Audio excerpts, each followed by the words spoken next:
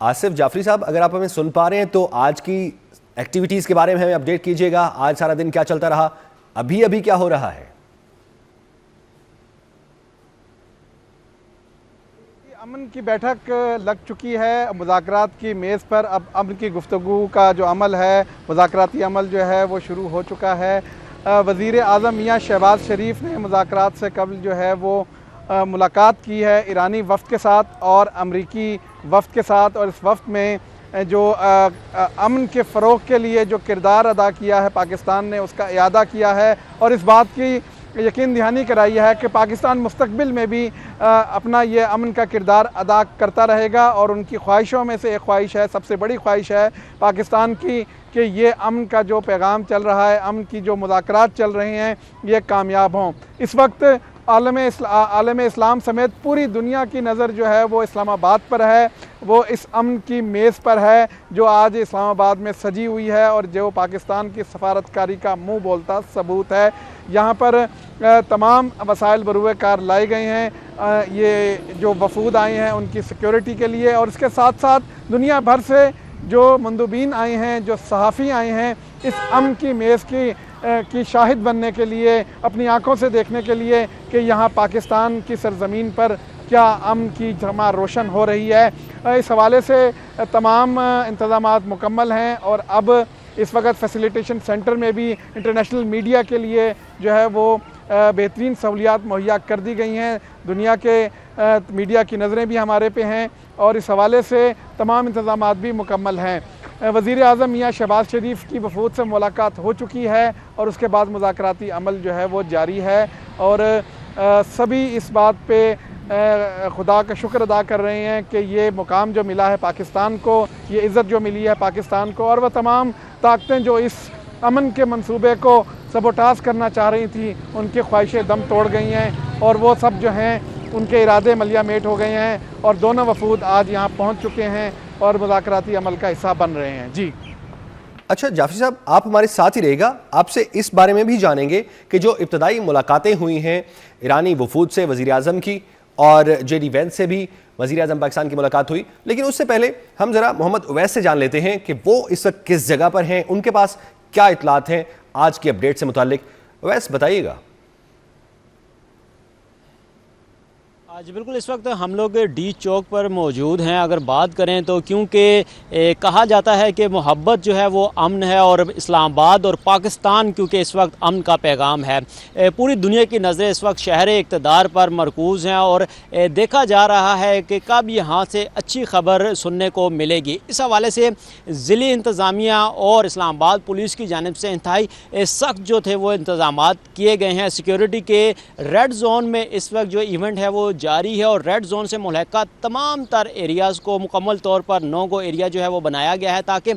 मेहमानों को जो मेहमान नवाजी जिनकी की जा रही है उनमें किसी किस्म का खलल पैदा ना हो। इस्लामाबाद की जानिब आने वाले तमाम तर जो रास्ते थे उनको बंद किया गया था और अब इस वक्त रेड जोन डी चौक पर चंद गज़ के फासले पर हम लोग मौजूद हैं और यहाँ से उम्मीद की जा रही है कि इस्लामाबाद पाकिस्तान से एक अच्छी खबर जो है वो सुनने को मिलेगी, क्योंकि पूरी दुनिया की मैशियत क्योंकि इस वक्त जो उसका इन्हिसार है वो इन डायलॉग्स पर है। पाकिस्तान डायलॉग्स, पाकिस्तान टॉक्स के हवाले से अब तक क्योंकि यहाँ पर जो इंतज़ामात किए गए वो इंतहाई खुशगवार हैं। इस्लामाबाद पुलिस की जानिब से 5000 से ज़ायद ना सिर्फ इस्लामाबाद पुलिस बल्कि पंजाब और रेंजर्स और FC के एहलकार भी जो है वो तैनात किए गए हैं। रेड जोन को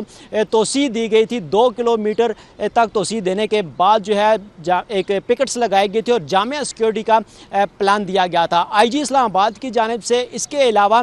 DC इस्लामाबाद और दीगर जो अफसरान हैं। उवैस, आप हमारे साथ ही रहेगा, आपसे इस हवाले से मजीद भी अपडेट्स लेंगे। माहिर आलमी उमूर, दिफाई तज्जियाकार डॉक्टर मारिया सुल्तान साहब हमारे साथ मौजूद हैं। डॉक्टर साहब बहुत शुक्रिया आपके वक्त के लिए। डॉक्टर साहब आप फरमाइएगा, जिस तरह से बॉडी लैंग्वेज हम ऑब्जर्व कर रहे हैं ईरानी वफूद की भी, अमेरिकन वफूद की भी, ओवरऑल ताज़ा सिचुएशन में आपने अब तक क्या ऑब्जर्व किया है? अभी तक तो तमाम जो सिग्नल्स हैं वो बहुत मस्बत हैं और ये नजर आ रहा है कि दोनों साइड से बहुत संजीदगी है कि वो ना सिर्फ इन मामलात का एक दरीना हल ढूंढें लेकिन एक स्ट्रक्चरल एंगेजमेंट करें, और जाहिर है ये सारा कुछ जो है एक स्ट्रक्चर्ड प्लेटफॉर्म के जरिए ही हो सकता है और हम ये पर उम्मीद हैं कि इसके जरिए जो है ये बुनियाद रखी जाएगी और अनकरीब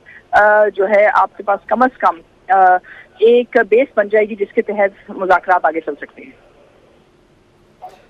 اچھا میڈم، کیا آپ کو لگتا ہے کہ یہ جو اب مذاکرات ہیں ان کے کوئی ادوار ہو سکتے ہیں؟ ابھی جس طرح پہلے مسودے تو دونوں ممالک کے پاس موجود ہیں، تو ان میں کون سی ایسی چیز ہے جو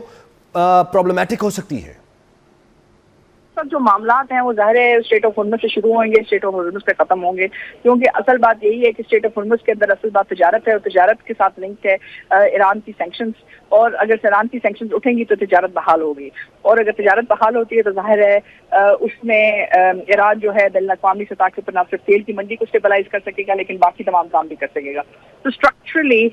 اس وقت ہم یہ دیکھ رہے ہیں کہ ایک طرف تجارت کا مرکز ہے، دوسری طرف جو ملٹری سائڈ ہے اس کو دیکھنا ہے، تیسری طرف جو لیبنان کا ایشو تھا اس پہ اسرائیل اور لبنان کے درمیان ٹاکس شروع ہو چکی ہیں نیو یارک میں، اور انشاءاللہ تعالیٰ آپ پر امید ہے کہ ان ٹاکس کے ذریعے بھی کچھ نہ کچھ مثبت چیزیں نکلیں گی۔ میڈم بڑی خوش نصیبی ہے کہ آپ ہمارے ساتھ ہیں، چیزیں بہتر ہیں۔ اسی وقت کا میں فائدہ اٹھاتے ہوئے آپ سے تھوڑا سا یہ جاننا چاہوں گا کہ اوور آل اس وقت جو پکچر ہے دنیا کے سامنے ایران کی، جس طرح سے ایران نے ریزسٹنٹ کیا ہے وہ اب کس طرح سے ہے، اور جو ہم اگر بات کریں سپر پاور کی تو کیا وہ اس طرح سے امیج اس کا قائم ہے؟ قائم تو ہے، اس میں تو کوئی دو رائے نہیں ہے۔ دونوں سائڈ نے یہ بات دکھا دی ہے کہ وہ جنگ کو کسی بھی حد تک لے کے جا سکتے ہیں، لیکن اس کے ساتھ ساتھ دونوں نے یہ بھی دکھا دیا ہے کہ وہ بہت فریگمیٹک پاورز ہیں اور وہ نہیں چاہتے کہ وہ بے مقصد جنگ لڑیں۔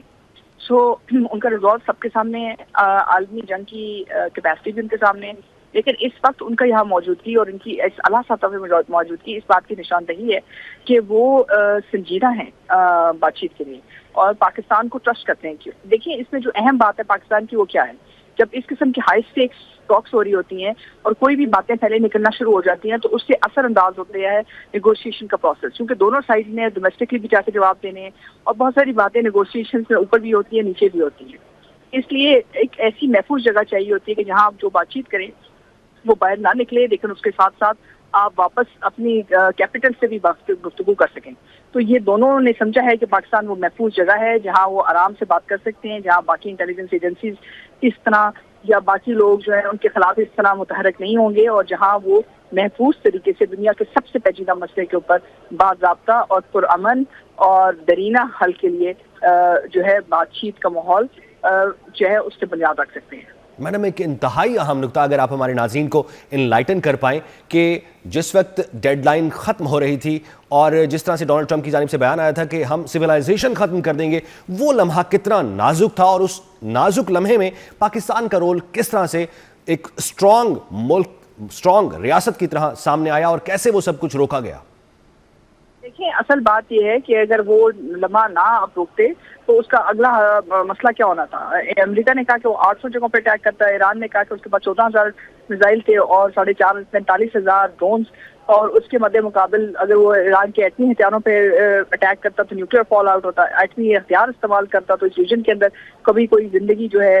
واپس معمول پہ نہ آ سکتی کچھ سالوں کے لیے۔ تو یہ ایک تیسری عالمی جنگ سے بھی بڑھ کے ایک خوفناک منظرنامہ تھا جہاں پورا مشرق وسطیٰ ہمیشہ کے لیے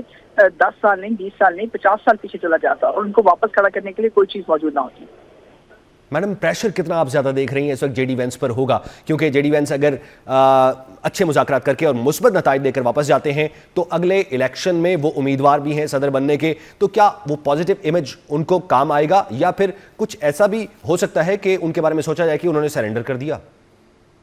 دیکھو سرنڈر کی بات نہیں ہے، اگر وہ واپس کچھ لے جاتے ہیں، تجارت کھلوا لیتے ہیں اور سیکیورٹی آرکیٹیکچر میں کریٹ کر لیتے ہیں، اور دیکھیں سب سے بڑی بات اس کو ہم سمجھیں اس میں یہ ہے تیل کی تجارت۔ تیل کی تجارت جو ہے اگر اس کی آپ نے پرائس کو ریگولیٹ کرنا ہے تو اس کے لیے آپ کو ایرانی تیل چاہیے، اور ایرانی تیل وہ چاہیے جس پہ سینکشنز نہ لگی ہوں، اور اگر آپ ویسے وہ یک طرفہ طور پہ سینکشنز اٹھا دیتے ہیں تو پھر جیسا کہ امریکہ نے مروک ہو کے کیا، اگر نیگوشیشن کے تھرو وہ سینکشنز اٹھاتے ہیں تو لگے گا کہ امریکہ نے کچھ حاصل کیا، اس میں اگر وہ اسٹیٹ آف ہرمز میں ایک پرماننٹ سیکورٹی اسٹرکچر میں آ جاتے ہیں تو تب بھی یہ ان کی ایک بہت بڑی ون ہے۔ اب فرق صرف یہ ہے کہ پہلے یہ تمام معاملات زمین پہ طے ہو رہے تھے، اب یہ بحیرہ عرب اور اسٹیٹ آف ہرمز کے سمندروں پہ طے ہوں گے۔ میڈم لبنان ایشو جو ہے لبنان کا، وہ کتنا اثر انداز ہوگا ان مذاکرات پر؟ تو ہوگا، کیونکہ ظاہر سی بات ہے جو اسرائیل سمجھ رہا ہے کہ اس کو جو ہے اسلام آباد ٹاکس میں نہیں بلایا تھا، اور ہم بلا بھی نہیں سکتے کیونکہ ہم اسرائیل کا اعتراف ہی نہیں کرتے کہ وہ بطور ریاست ایگزسٹ کرتا ہے. اور ظاہر ہے لبنان کا ایشو ایران کے لیے اہم ہے کیونکہ وہ ان کی عسکری حکمت عملی کا حصہ بھی ہیں. تو ایک لحاظ سے انہوں نے بڑی کوشش کی ہے، اور اس وقت لبنان ٹاکس جو ہیں وہ نیو یارک میں سٹارٹ ہونے جا رہی ہیں جو لبنان اور اسرائیل کے درمیان ہے، جو امریکہ کروا رہا ہے. تو اس سے یہ بات نظر آ رہی ہے کہ امریکہ سنجیدہ ہے ٹاکس کے لیے، اور وہ حتی الوسع کوشش کر رہا ہے کہ جو بھی کنٹینشیس ایشوز ہیں ان پہ کوئی مثبت پیش رفت ہو. اچھا میڈم، ایک بالکل نا ایک چھوٹی سی بات جو مطلب جس کا شاید اتنی امپورٹنس نہیں ہے مگر شاید جواب دینا بھی ضروری ہے کہ جو بھارت ہے اس کی کیا پرابلم ہے ابھی کہ وہ ابھی سکون میں نہیں آ رہا؟ وہ سیکورٹی کوریڈور تک چلا گیا. اس سیکورٹی کوریڈور تو انہوں نے اسرائیل کے ساتھ یو اے ای کے ساتھ ابراہیم اکارڈز کی شیپ میں بنایا تھا. ابراہیم اکارڈز کا تو کوئی فیوچر نہیں ہے. وہ اپنے آپ کو تحفظ نہیں دے سکے تو مشرق وسطیٰ کو کیا تحفظ دیں گے؟ وہ اپنی تجارت کو نہیں بچا سکیں تو بحر عرب کی تجارت کو اور اسٹیٹ آف ہارمز کی تجارت کو کیسے روک سکتے ہیں؟ اور اس لیے بھی ان کو اس وقت امریکہ کی ضرورت تھی. تو جنگ امریکہ نے اسرائیل کے ساتھ شروع کی، لیکن اب امن جو ہے امریکہ جو ہے اسرائیل کے لیے کروائے گا. تو یہ ایک فرق ہے. رائٹ میڈم، بہت بہت شکریہ، آپ نے اتنا قیمتی وقت ہمیں دیا ہے اور ہمارے ناظرین کو بھی انلائٹن کیا ہے کہ اس ایشو سے متعلق. اور ابھی ہمارے نمائندہ ہمارے ساتھ موجود ہیں عثمان، تو ان سے مزید جانتے ہیں عثمان کہاں پر ہیں اور ان کے پاس کیا اطلاعات ہیں اسلام آباد سے. عثمان بتائیے گا. جی بالکل، اس وقت میں کنونشن سینٹر میں موجود ہوں جہاں پر پوری دنیا کی نظریں کنونشن سینٹر کی طرف بھی ہے، کیونکہ یہاں پر نیشنل میڈیا اور انٹرنیشنل میڈیا کے لوگ بھی یہاں پر موجود ہیں، اور جو مختلف سفارتکار بھی یہاں پر آ رہے ہیں، ایکس ایمبیسڈرز بھی یہاں پر آ رہے ہیں. اور جیسے جیسے ہی مذاکرات کی اپڈیٹس آ رہی ہے وہ جناح کنونشن سینٹر میں وزارت اطلاعات کے تعاون سے وزارت خارجہ نے یہاں پر ایک بہترین انتظام کیا ہوا ہے، اور جو پوری دنیا سے صحافی آئے ہوئے ہیں، بین الاقوامی میڈیا سے تعلق رکھنے والے لوگ بھی یہاں پر موجود ہیں، اور یہاں سے پل پل کی خبریں جو ہے وہ اپنے ملک پہنچا رہے ہیں. اور اس وقت پوری دنیا کی نظریں وفاقی دارالحکومت اسلام آباد کی طرف ہے، اور اسلام آباد کی طرف دیکھ رہے ہیں، امن مذاکرات کی طرف دیکھ رہے ہیں کہ اسلام آباد سے اچھی خبر آئے. دیکھیں آج دن میں صبح پہلے وزیر اعظم میاں محمد شہباز شریف سے ایرانی وفد نے اسپیکر جو ان کے سپریم کونسل ہے پارلیمنٹ کے، ان کی قیادت میں وفد نے ملاقات کی تھی، اور اس کے بعد امریکی وفد نے جو وائس پریزیڈنٹ ہے جے ڈی وینس کی قیادت میں وزیر اعظم شہباز شریف سے ملاقات کی. دونوں ملاقاتوں میں اپنے اپنے ایجنڈے جو ہے وہ اور نکات پر بات چیت ہوئی ہے، اور اب کسی بھی وقت یہ مذاکرات جو باضابطہ مذاکرات کا دور ہے وہ بھی شروع ہو سکتا ہے. دونوں جو ممالک ہیں، دونوں ممالک اور وہ بیٹھیں گے اور اپنے نکات پر اپنے ایجنڈے پر بات کریں گے، اور ساتھ ہی ساتھ وہاں سے جو اپڈیٹس ہے، جو لیٹسٹ سچویشن ہے وہ جناح کنونشن سینٹر پر بھی پہنچ رہی. یہاں پر اس وقت وزارت اطلاعات کی بھی، وزارت خارجہ کے اعلیٰ حکام بھی یہاں پر موجود ہے، مختلف جو ڈیفنس اینالسٹ ہیں یا اس کے ساتھ جو دیگر تجزیہ کار ہے، بین الاقوامی صحافی، وہ بھی یہاں پر موجود ہے، اور نظریں جو ہے وہ لگائی ہوئی ہے کہ اچھی خبر جو ہے، ایک اچھی گڈ نیوز جو ہے، گڈ نیوز آنی چاہیے، چونکہ یہ صرف دو ممالک کی بات نہیں ہے، یہ پورے خطے میں امن سے متعلق ہے، اور پورے خطے میں جو ہے اگر امریکہ اور ایران کے مابین یہ مذاکرات کامیاب ہوتے ہیں تو پورے خطے میں امن بھی آئے گا، استحکام بھی آئے گا، دونوں پوری معیشت میں بھی جو ہے وہ فرق پڑے گا، چونکہ یہ ڈائیلاگس کے لیے پوری دنیا سے صحافی آئے ہیں، اور ان کے لیے پھر یہاں پر ایک فیسیلیٹیشن سینٹر کا قیام کیا گیا ہے. ان کے لیے یہاں پر تمام تر سہولیات موجود ہیں تاکہ وہ اپنے اپنے ممالک کو یہاں سے جو پازیٹیو خبریں ہیں وہ وہاں پر پہنچائیں. اور اس مذاکرات میں چونکہ بہت ایک پازیٹیو ہے، اور یہاں پر سامنے یہاں پر موجود کر رہے ہیں کہ جیسے یہ مذاکرات شروع ہوں گی اس کی لیٹسٹ اپڈیٹ آئے گی، اور پھر ظاہر سی بات ہے یہ مذاکرات آج بھی اس کی امید ہے کہ چلیں گے، اور کل تک یہ مذاکرات شاید جائیں اور اس کے بعد ہی کوئی حتمی نتائج سامنے آئیں گے. مگر ابھی تک ہمارے یہاں پر جتنے بھی جو بین الاقوامی صحافی ہیں یا پھر سابق سفارتکار ہیں، ان سے جو ہماری بات ہوئی ہے بڑے پر امید نظر آ رہے ہیں، اور سب کا یہی کہنا ہے کہ یہ مذاکرات بڑے اہم ہیں اور یہ مذاکرات کامیاب بھی ہونے چاہیے. یہ صرف دو ممالک یا تین ممالک کی بات نہیں ہے، یہ پورے خطے پر اس کا اثر پڑے گا، اور اس کے لیے اس کا کامیاب ہونا بہت لازمی ہے. اور اس کے ساتھ ساتھ پاکستان کا جو ایک پازیٹیو امیج ہے اس پر بھی بڑی یہاں پر بات ہو رہی ہے، اور جو بین الاقوامی صحافی یہاں پر آئے ہوئے ہیں جو کہ مختلف दुनिया की बड़ी बड़ी ऑर्गेनाइजेशन से उनका ताल्लुक है, वो भी यहाँ पर बात बिल्कुल कर रहे हैं। उस्मान, जिस तरह से आप बता रहे हैं कि पूरी दुनिया की नज़रें कन्वेंशन सेंटर पर हैं और आप कन्वेंशन सेंटर में मौजूद हैं, हमारी नज़रें आप पर हैं, हमें इतलात आप दे रहे हैं। आसिफ जाफरी साहब की तरफ भी आऊँगा, लेकिन उनकी तरफ जाने से पहले मैं मलिहा लोधी साहब की तरफ आऊँगा। मैडम, बहुत शुक्रिया आपके वक्त के लिए। आप फरमाइएगा ओवरऑल सिचुएशन किस तरफ जा रही है, क्योंकि जिस तरह से बॉडी लैंग्वेज हम देख रहे हैं दोनों ममालिक के वफूद की, वो तो बहुत पॉजिटिव जेस्चर दे रहे हैं। ये बहुत ही अहम मुज़ाकरात हैं और दोनों मुल्कों ने बहुत ही हाई पावर डेलीगेशंस भेजे हैं इन टॉक्स के लिए, और लगता ये है कि दोनों तरफ से इन डेलीगेशंस की सीनियरिटी यही इंडिकेशन दे रही है कि दोनों तरफ सीरियसनेस है, दोनों साइड्स चाहते हैं कि किसी किस्म की अंडरस्टैंडिंग हो, समझौता हो, जिससे कि जंग फिर से शुरू ना हो। लेकिन जो इस वक्त मुज़ाकरात पे आप कह सकते हैं कि एक शैडो है, वो है इज़राइल की जो एक्शंस हैं। इसलिए कि इज़राइल जिस तरह से हमले कर रहा है लबनान पे, जिसमें कि 300 से ज़्यादा लोग शहीद भी हो चुके हैं, उससे तो यही लगता है कि इज़राइल सैबोटाज करना चाहता है मुज़ाकराती अमल को, पीस प्रोसेस वो नहीं चाहता। और इसीलिए ईरान ने बार बार कहा है कि इज़राइल को रोका जाए, और वाकई ये ज़रूरी है अमेरिका के लिए कि इज़राइल को वो रोकें, और जब लबनान पे जो वो हमले करते जा रहे हैं उसको रिस्ट्रेन करें इज़राइल को। जी ठीक है, बड़े इंपॉर्टेंट पॉइंट्स आपने उठाए हैं।